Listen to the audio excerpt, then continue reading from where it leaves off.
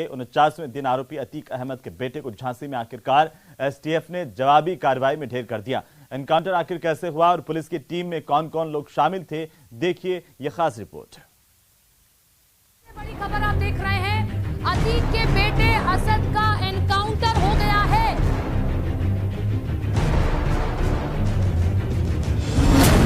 Encounter में अतीक का shooter बेटा थे।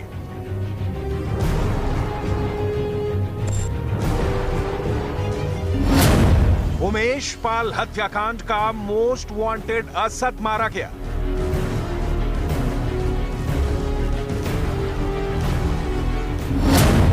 उनचास दिन बाद मुठभेड़ में असद हुआ थे।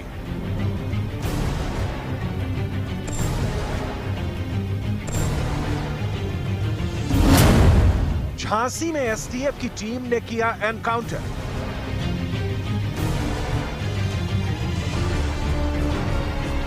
प्रयागराज के सबसे सनसनीखेज शूटआउट के मोस्ट वांटेड को यूपी की एसटीएफ की टीम ने ढेर कर दिया। इस एनकाउंटर में शूटर मोहम्मद गुलाम को भी एसटीएफ की टीम ने जवाबी कार्रवाई में ढेर कर दिया।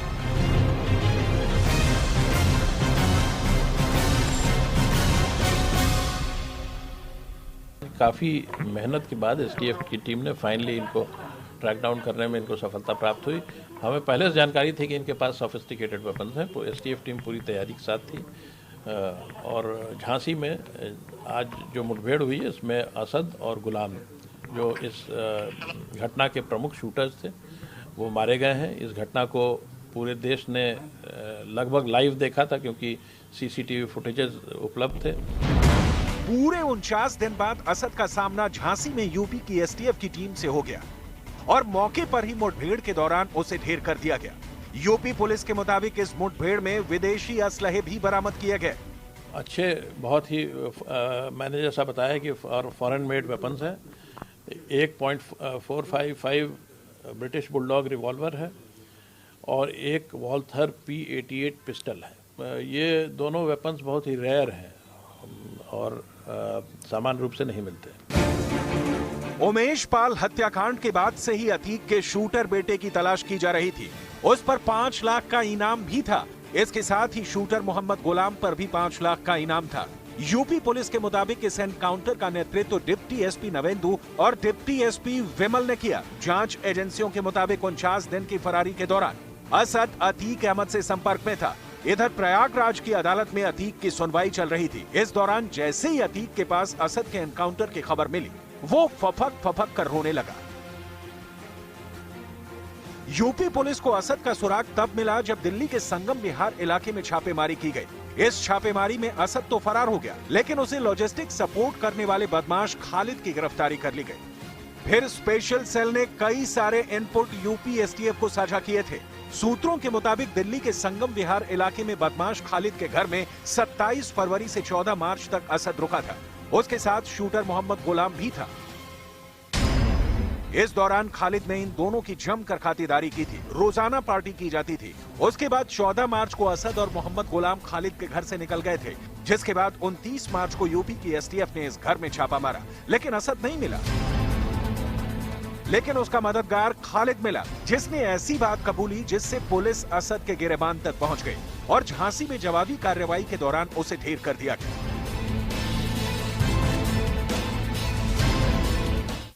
तो अमृतपाल के राजस्थान में होने का संदेह है और इसके बाद सुरक्षा एजेंसियों के इनपुट पर श्रीगंगानगर और हनुमानगढ़ में सर्च ऑपरेशन चल रहा है। बॉर्डर पर मुस्तैदी बढ़ा दी गई है। सुरक्षा एजेंसियों की ओर से ये इनपुट जारी किया गया है, जिसके बाद राजस्थान पुलिस भी सतर्क हो गई है। बॉर्डर से लगती हुई 5 जिलों की पुलिस को अलर्ट पर रखा गया है और तमाम जगहों पर सर्च ऑपरेशन चलाया जा रहा है। ये संभावना व्यक्त की गई है कि पंजाब से ये मोस्ट वांटेड राजस्थान की तरफ प्रवेश कर सकता है और ये राजस्थान के किन इलाकों में हो सकता है, इसे लेकर के अब पुलिस अलर्ट पर आ गई है। के राजस्थान में होने की संभावना जताई जा रही है, सर्च चल रहा है। और मीडिया को सब मालूम है तो मैं क्या बताऊं। ये एक संवेदनशील इशू है और इसमें जब तक हमें कोई सफलता नहीं मिलती है हम कुछ भी कहने से बचेंगे। हमारी टीमें काम कर रही हैं, कुछ इनपुट है, वो क्या इनपुट है और उसका क्या आउटपुट अभी तक है, ये अगर होगा भी तो हम पब्लिक डोमेन में चाहेंगे कि अभी न जाए, और जब सफलता मिलेगी हमें कुछ कॉन्क्रीट तो हम आपको बता देंगे। थोड़ी बहुत मिली भी है लेकिन अभी कुछ बताना उचित नहीं है। केंद्र सरकार की रोजगार मेला स्कीम के तहत प्रधानमंत्री नरेंद्र मोदी ने आज 71,000 युवाओं को अपॉइंटमेंट लेटर जारी किए हैं। अलग अलग राज्यों से जुड़े हुए इन सभी युवाओं को केंद्र सरकार के विभागों में नौकरी दी गई है। प्रधानमंत्री वीडियो कॉन्फ्रेंसिंग के जरिए कार्यक्रम में शामिल हुए। प्रधानमंत्री ने कहा कि मैं अपने आप को हमेशा एक विद्यार्थी मानता हूं। मैं कभी ये नहीं सोचता कि मुझे सब कुछ आता है और अब कुछ सीखने की जरूरत नहीं है। आप भी कभी ऐसा मत सोचना कि आप सब कुछ सीख गए हैं। सीखने के लिए हमेशा तैयार रहना चाहिए।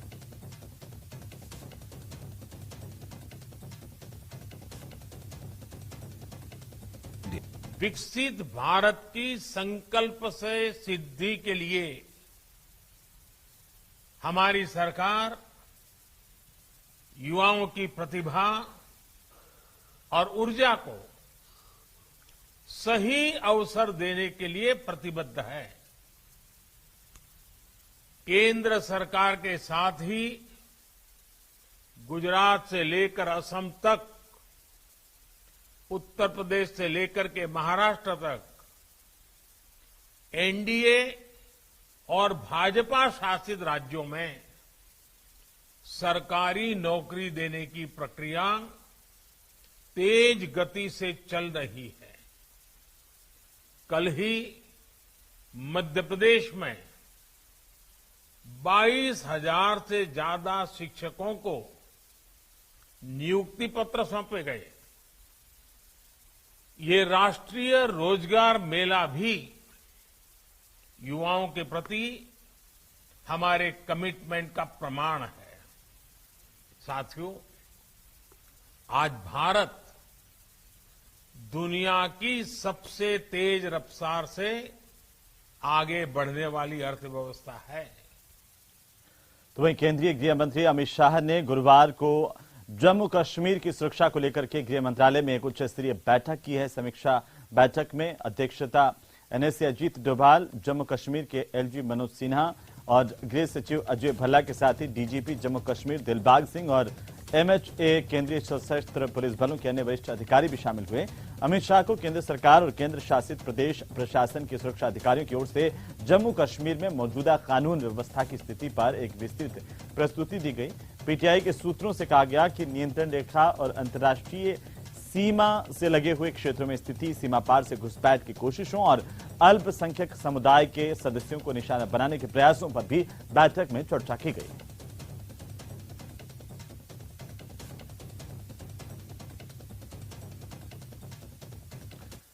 तो चलिए आगे बढ़ेंगे और इसी बीच बड़ी खबर, कश्मीर में G20 की बैठक हुई है। पाकिस्तान को इस पर आपत्ति है। भारत ने इस पर करारा जवाब दिया। न्यूज 18 के सवाल पर MEA का बयान आया है। जम्मू कश्मीर लद्दाख भारत का अभिन्न अंग है और पाकिस्तान को इस पर एतराज का कतई अधिकार नहीं है। यह भी कहा गया कि अगले महीने श्रीनगर में G20 की बैठक होगी।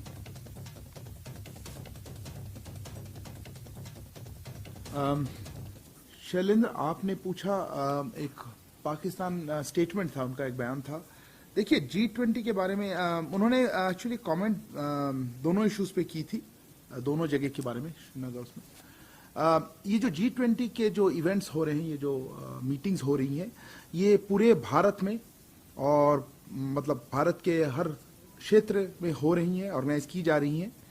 और इसमें जम्मू एंड कश्मीर में और लद्दाख में करना बहुत नेचुरल है, और क्योंकि ये जगह हम हमेशा से भारत के अभिन्न और अविभाज्य अंग मानते हैं और हमारे हैं। तो वहीं केंद्रीय मंत्री नरेंद्र सिंह तोमर ने कृषि विज्ञान केंद्र नेरमा लद्दाख का दौरा किया और कामकाज का निरीक्षण किया है।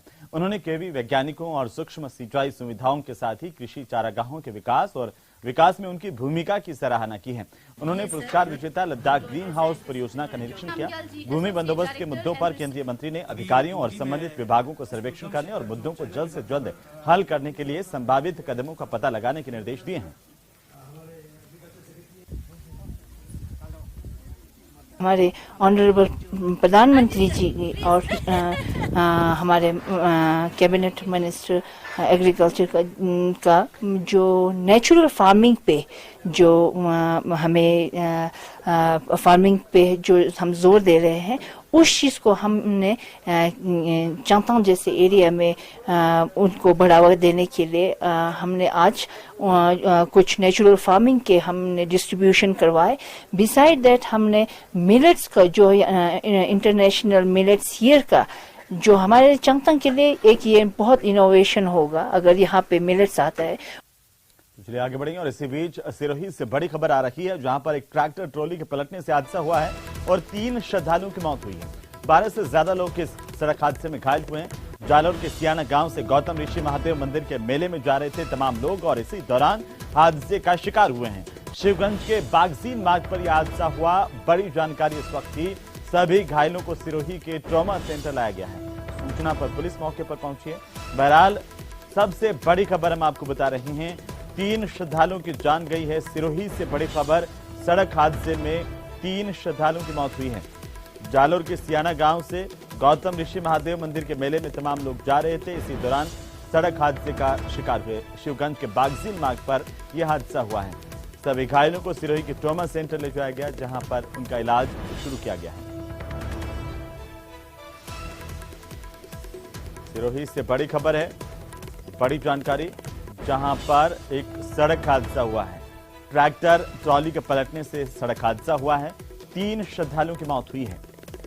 12 से ज्यादा लोगों के घायल होने की भी खबर है। तमाम घायलों को अस्पताल पहुंचाया गया है, ट्रॉमा सेंटर में ले जाया गया, जहां पर इनका इलाज शुरू किया गया है। और सबसे पहले इस हादसे के बाद की तस्वीरें आपकी टीवी स्क्रीन पर है। सबसे पहले सबसे तेज न्यूज 18 राजस्थान पर हादसे के बाद की पहली तस्वीरें, जहां पर तमाम घायलों को अब ट्रॉमा सेंटर में सिरोही के भर्ती किया गया है और उनका इलाज शुरू किया गया है। वहीं 3 लोगों की जान गई है। 3 श्रद्धालु हादसे का शिकार हुए हैं, मौत के मुंह में समा गए। ट्रैक्टर ट्रॉली पलटने से ये हादसा हुआ। 12 से ज्यादा लोग घायल हुए हैं और 3 लोगों की मौत हुई है। ज्यादा जानकारी के साथ सिरोही से हमारे संवाददाता प्रतीक सोलंकी हमारे साथ फोन लाइन पर हैं। प्रतीक, क्या अपडेट है, कैसे हादसा हुआ है, अभी क्या जानकारी आपके पास?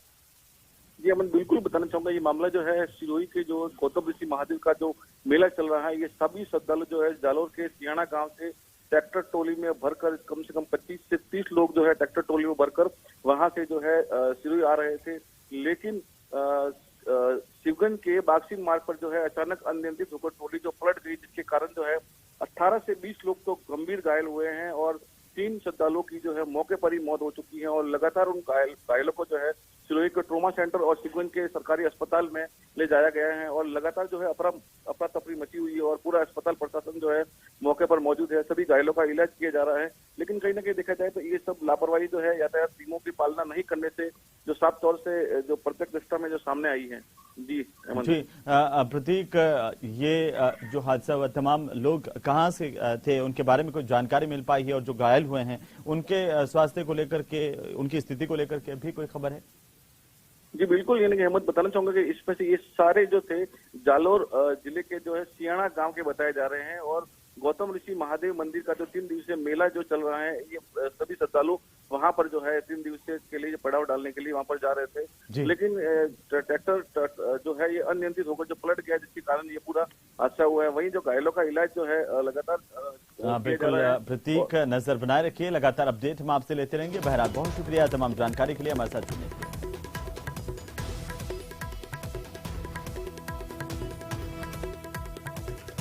जालोर के सियाना गांव निवासी 3 लोगों की मौत सड़क हादसे में सिरोही के शिवगंज के बागसीन मार्ग पर हुई है। चलिए आगे बढ़ेंगे, कोरोना की बात करेंगे। देश में कोरोना के मामले तेजी से बढ़ रहे हैं। कल के मुकाबले आज काफी उछाल कोरोना के केसेस में देखा गया है। पिछले 24 घंटों में कोरोना के 10,158 नए मामले देश भर से सामने आए, जिसके बाद अब एक्टिव केस की संख्या बढ़कर के 44,998 हो गई है। स्वास्थ्य मंत्रालय के सूत्रों के मुताबिक कोरोना पेंडेमिक से एंडेमिक स्टेज की तरफ बढ़ रहा है। अभी 8 से 10 दिन तक ऐसे ही मामले बढ़ते रहेंगे, इसके बाद धीरे धीरे कम होने लगेंगे। इस तरह की संभावनाएं, उम्मीदें जताई गई हैं। वहीं कल रात अंतिम आधिकारिक आंकड़े जारी होने तक जम्मू कश्मीर में कोविड-19 के 122 नए मामले सामने आए थे। इनमें से 70 मामले कश्मीर में, जबकि 52 मामले जम्मू संभाग में सामने आए हैं।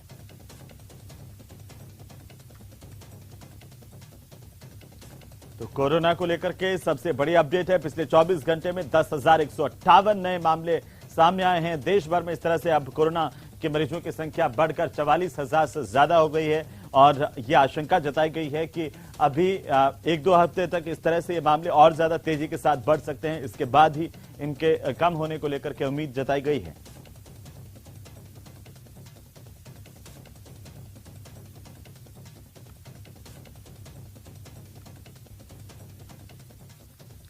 और अब कोरोना के प्रदेश के हालातों पर नजर डाल लेते हैं। आज प्रदेश में 293 पॉजिटिव केस सामने आए हैं। राजस्थान में भी कोरोना तेजी से पैर पसार रहा है। 3 लोगों की आज मौत हुई है कोरोना से। और अगर जिलों के हिसाब से देखें तो नागौर में 1, जयपुर में 2 लोगों की मौत हुई है।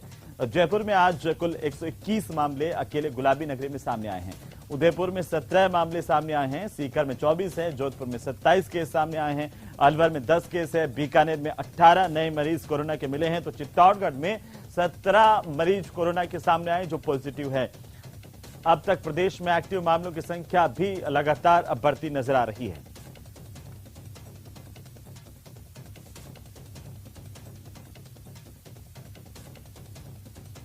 और अब बारी है प्राइम 25 खबरों को देखने की।